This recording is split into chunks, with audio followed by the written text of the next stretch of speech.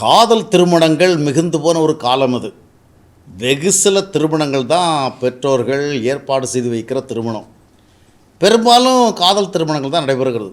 காதல் என்று வருகிற பொழுது மதம், ஜாதி, அந்தஸ்து இது போன்ற பல எல்லைகளை கடந்து செயல்படுகிற ஒன்று. அவ்விதமான ஒரு சூழலில் திருமணத்துக்காக ஒருத்தர் தன்னுடைய மத அடையாளத்தை மாற்றுறதோ இல்லைன்னா இன்னொருவர் தன்னை மணக்கிறதுக்காக அவருடைய மத அடையாளத்தை மாற்ற சொல்கிறதோ இது அவங்கவுங்க தனிப்பட்ட விஷயம். திருமணத்திற்காக ஒருத்தர் தன்னுடைய மத நம்பிக்கையை அடையாளத்தை மாற்றலாம். அதுபோல் தன்னை திருமணம் செய்ய போகிற ஒருவரிடத்தில் அவருடைய அடையாளத்தை மாற்ற சொல்லலாம். இது தனிப்பட்ட விஷயம். இதில் யாரும் தலையிட முடியாது. ஏன்னா அந்த விதமான உரிமை இருக்கிறது. என்னை திருமணம் பண்ணுறதுக்காக நீ என்னுடைய மதத்தை நீ தழுவணும் அப்படிங்கிற மாதிரி ஒரு நிபந்தனையை வைக்கிறது, அதுபோல் மற்றவருக்காக தன்னுடைய மதத்தை மாற்றுறது, இந்த விதமாக தனிப்பட்ட முறையில் அவங்க தீர்மானம் எடுக்கலாம். இது சரியோ தவறோங்கிறது வேறு விஷயம். ஆனால் இந்த விதமாக முடிவெடுக்கிறதுக்கு உரிமை இருக்கிறது. இதில் என்னான்னு சொன்னால் அரசாங்கத்தில் கட்டாயம் இருக்கக்கூடாது. ஒருவரை கட்டாயப்படுத்தி அவருடைய மத அடையாளங்களை மாற்றுறதுக்கு நம்ம தூண்டி இருந்தால் அப்போ தான் சட்ட ஆக்ஷன் எடுக்க முடியும். மற்றபடி நாங்கள் 2 பேரும் கல்யாணம் பண்ண போகிறோம், அதனால் நான் என்னுடைய மதத்தை நான் விட்டுட்டு நான் இன்னொரு மதத்துக்கு போகிறேன், இல்லைனா அவர் என்னை கல்யாணம் பண்ண விரும்புகிறாரு அதனால் அவருடைய மதத்தை மாற்ற நான் கேட்டிருக்கேன், அவர் ஒத்துக்கிட்டாரு, அந்த மாதிரி ஒரு மியூச்சுவல் அண்டர்ஸ்டாண்டிங்கில் போகுதுன்னு சொன்னால் அதில் நம்ம ஒன்றும் பண்ணுறதுல இதில் ஏதாவது ஃபோர்ஸ் பண்ணியிருக்கிறோம், கட்டாயப்படுத்தியிருக்கிறோம், தப்பிதமான மூலம் நிர்பந்திச்சிருக்கோம், அப்போ தான் கவர்மெண்ட் ஆக்ஷன் எடுக்க முடியும். அதே வேளையில் ஒருத்தர் என்ன நீ கல்யாணம் பண்ண ஒரு பொண்ணு ஒரு ஆணை விரும்புது, அவங்க 2 பேருக்கு இடையில் காதல் உருவாகுது.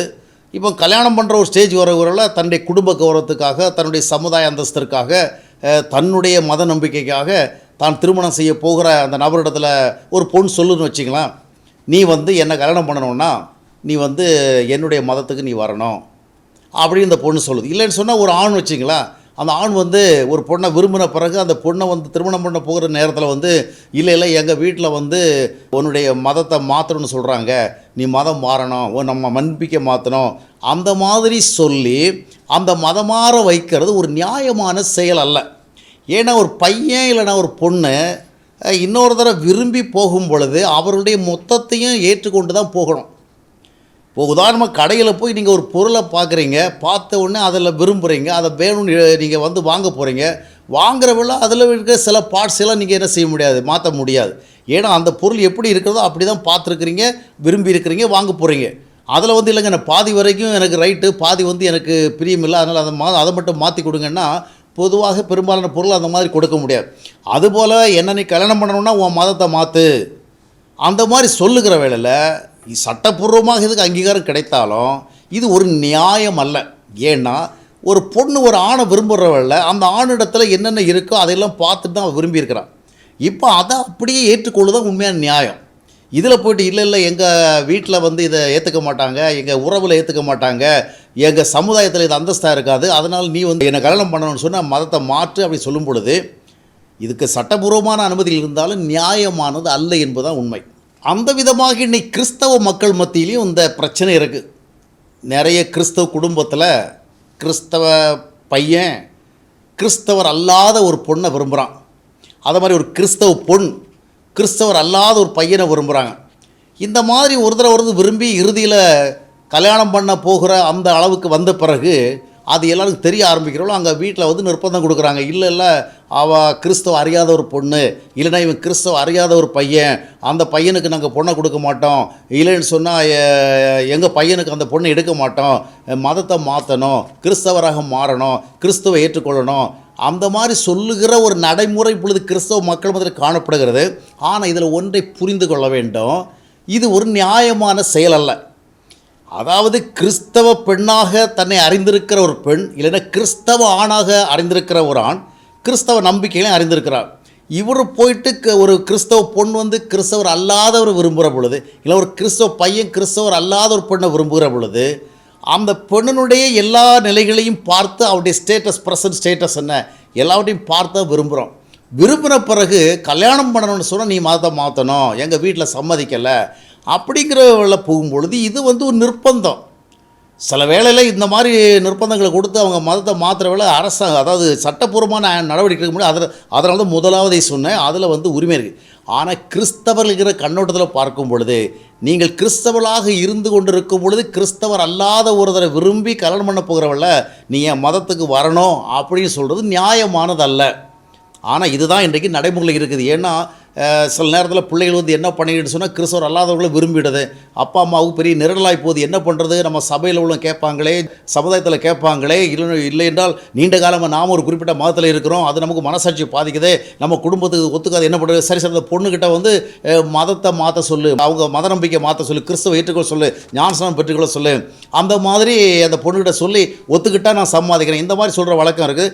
அதுபோல் ஒரு பொண்ணை வந்து கிறிஸ்தவர் அல்லாத ஒரு பையன் விரும்புகிற பொழுது கிறிஸ்தவ பொண்ணுடைய குடும்பத்தார் அந்த மாதிரி சொல்கிற பழக்கம் இருக்குது. அந்த பையனுடைய மதத்தை மாற்றணும், அவன் வந்து கிறிஸ்தவத்தை ஏற்றுக்கணும்.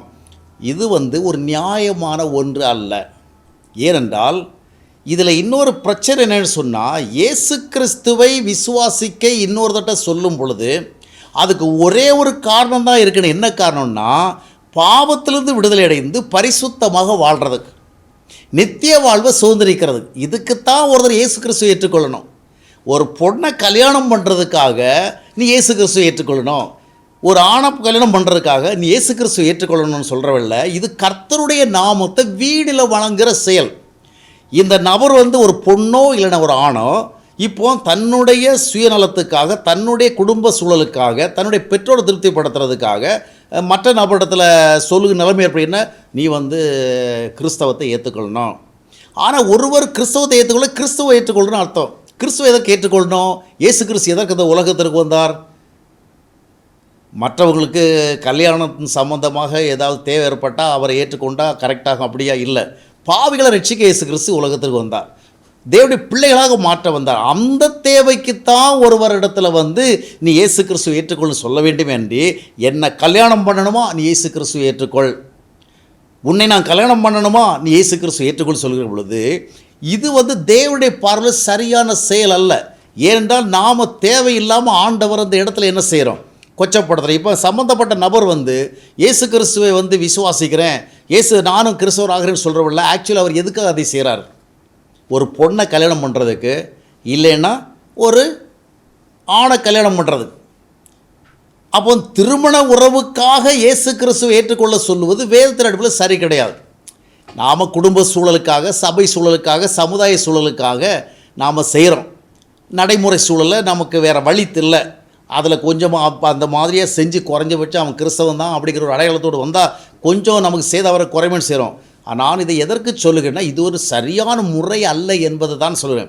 ஒரு கிறிஸ்தவ பொண்ணு போயிட்டு ஒரு கிறிஸ்தவ அல்லாத பையனை விரும்பிக்கிட்டு அப்புறம் வந்து தப்பாரு எங்கள் குடும்பத்தில் வந்து ரொம்ப உறுதியாக இருக்கிறாங்க, நீ கிறிஸ்துவ ஏற்றுக்கொண்டால் தான் என்ன உனக்கு கொடுப்பாங்களா அப்படின்னு அவனுக்கு ஒரு கட்டாயத்தை கொடுத்து அவன் அந்த பொண்ணை விரும்பிட்டான், மறக்க முடியாது.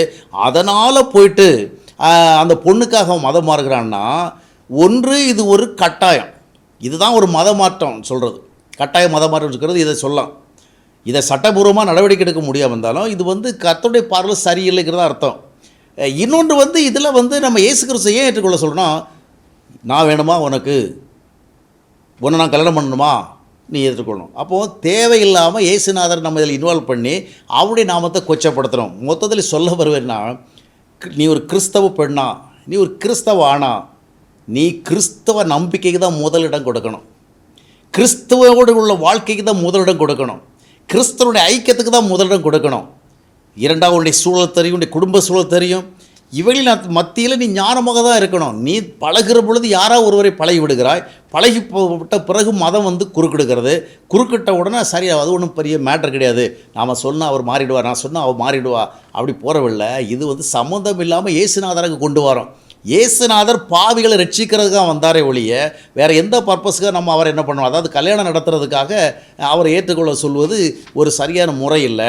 எனவே அது பரிசுத்தமான ஒரு சுவிசேஷத்தினுடைய நிலையை நம்ம கொச்சப்படுத்துகிறது போல இருக்குது.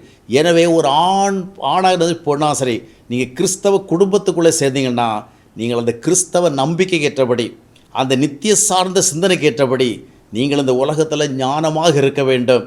நீங்கள் பழகும் பொழுது எந்த விதமான காரியங்களை எதிராக வரப்போகிற காலையில் சிந்தியாக பழகிவிட்டு அதற்கு பிறகு மற்றவரிடத்தில் வந்து நான் என்னை கல்யாணம் பண்ணணும்னா நீ இயேசுவை ஏற்றுக்கொள் சொல்வது அது ஒருபோதும் நலமானதில்லை. இது சிலர் சொல்லுவாங்க, எப்படி ஒரு ஆத்துமா ரட்சிக்கப்படுதில்ல. சிலர் அதை மாதிரி தங்களுக்குள்ள ஒரு திருப்தி ஏற்படுத்தியும், பரவாயில்ல என்ன அவர் கல்யாணம் பண்ணுறதுக்காக இயேசுநாதரை ஏற்றுக்கொண்டாரு, அது ஒரு பெரிய ஆத்துமா. இது ஆத்துமா ஆதாயம் கிடையாது, இது ஒரு சுயநலம் சார்ந்த செயல். இந்த மாதிரிலாம் ஆத்துமா ரட்சிக்கப்படுவது ஏற்புடையதல்ல. இந்த மாதிரி ஆத்துமா ரட்சிக்க நம்ம முயற்சியும் பண்ணக்கூடாது. இது தவறான முறை. எனவே கிறிஸ்தவ பிள்ளைகள், கிறிஸ்தவ நம்பிக்கைக்கு தங்களை ஒப்பு கொடுத்த பிள்ளைகள், கிறிஸ்துவனுடைய வாழ ஒப்பு கொடுத்த பிள்ளைகள் அதற்கேற்ற விதமான ஜாக்கிரதையோடு இருக்க வேண்டும். எல்லாவற்றையும் முடித்துவிட்டு மற்றவருடைய மத அடையாளங்களை மாற்றுவதற்கு நாம் கட்டாயப்படுத்துவதை கர்த்தர் விரும்ப மாட்டார்.